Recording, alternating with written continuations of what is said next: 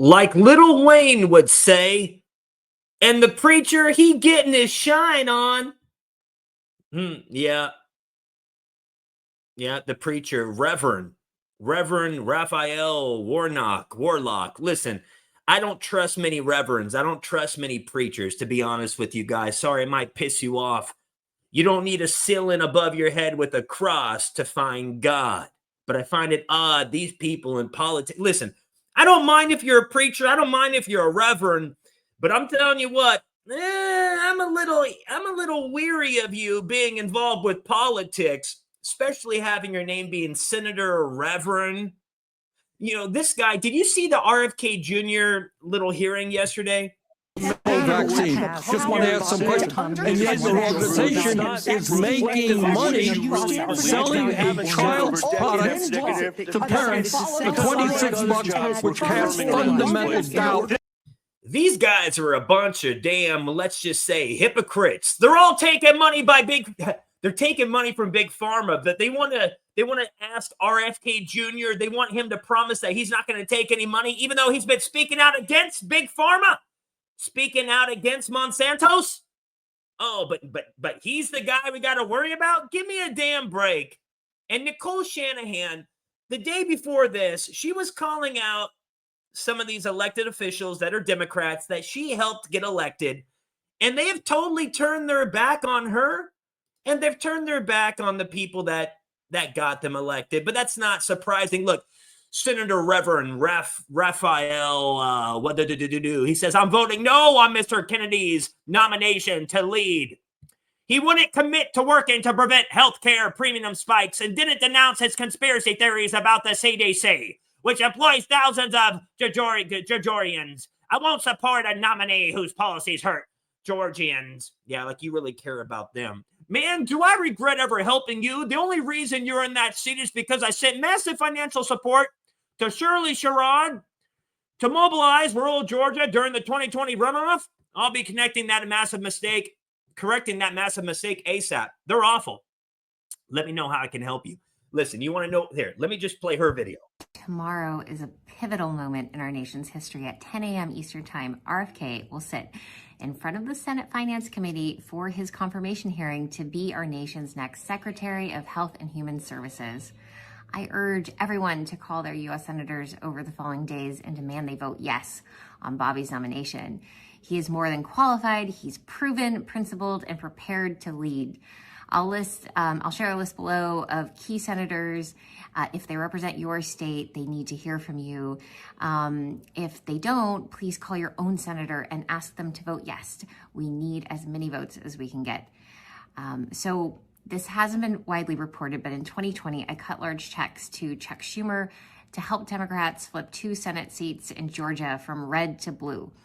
The 2 candidates I helped elect, Senator Raphael Warnock and Senator Jon Ossoff, please know I will be watching your votes very closely. I will make it my personal mission that you lose your seats in the Senate if you vote against the future health of America's children. And more than that, I also want to say to Senators Mitch McConnell, Lindsey Graham, Lisa Murkowski, Susan Collins, Bill Cassidy, Tom Tillis, James Lankford, Cory Booker, John Fetterman, Bernie Sanders, and Catherine Cortez Masto, this is a bipartisan message, and it comes directly from me.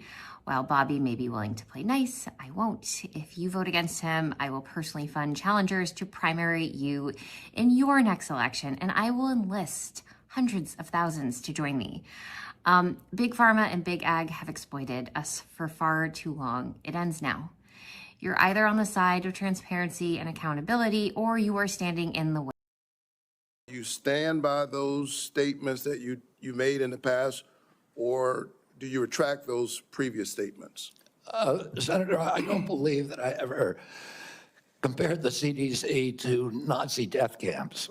I support the CDC. My job is not to dismantle or harm the CDC. My job is to empower the scientists if I'm privileged to be confirmed. So you retract those statements? I'm not retracting it. I never said it. Well, actually, I have a transcript Of me saying that it's a Nazi death camp? Let me read your words. It says that the institution CDC and the vaccine program is your description of their work, is more important than the children that it's supposed to protect. And you know, it's the same reason we had a pedophile scandal in the Catholic Church. It's because people were able to convince themselves that the institution of the church was more important than these little boys and girls who were being raped. That's pretty provocative language. You said in another statement to me, this is like Nazi death camp. I mean, let me finish. I'm just reading your words. I mean, what happened to these kids? 1 in 31 boys in this country, their minds are being robbed from them. Yeah, I was not comparing the CDC to Nazi death camps. I was comparing the injury rate to our children to other atrocities. Man, look, you know what's so weird? These senators and stuff, they think that they are just like little angels. But let's play this body cam footage of his ex-wife. Hey, let's go to this one. To get to the airport, I gotta go close the door. And I was like, please.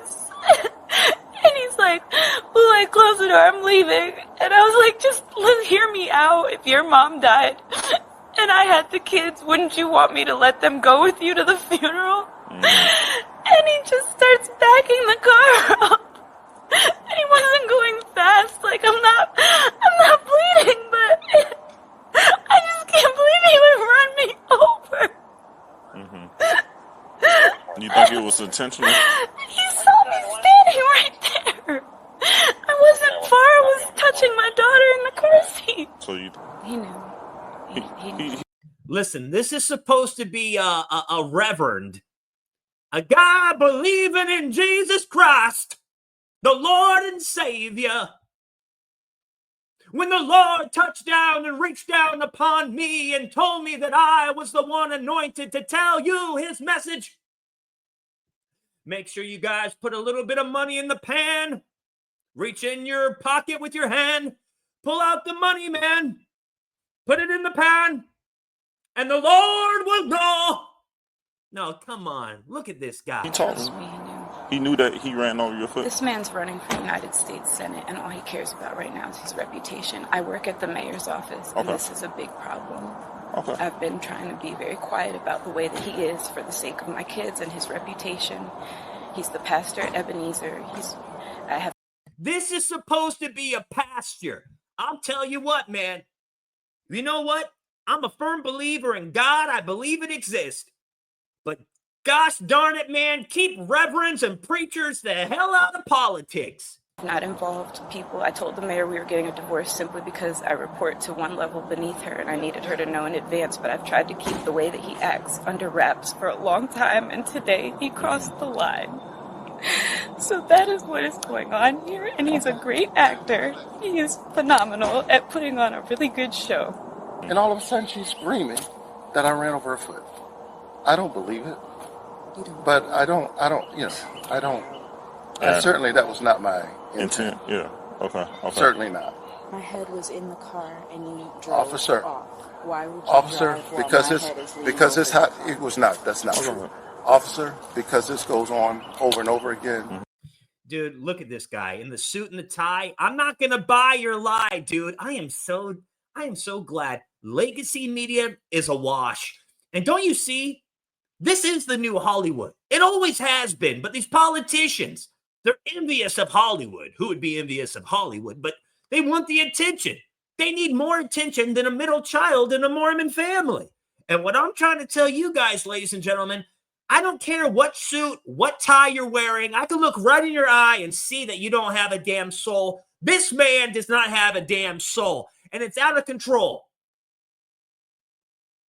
Man, I hope Nicole Shanahan totally destroys this man in the upcoming whatever kind of race to get him out of the seat. These people actually really think they care about their constituents. They don't care. Like the ex-wife just said, which, by the way, it's an ex-wife now. She just said it's all about his reputation.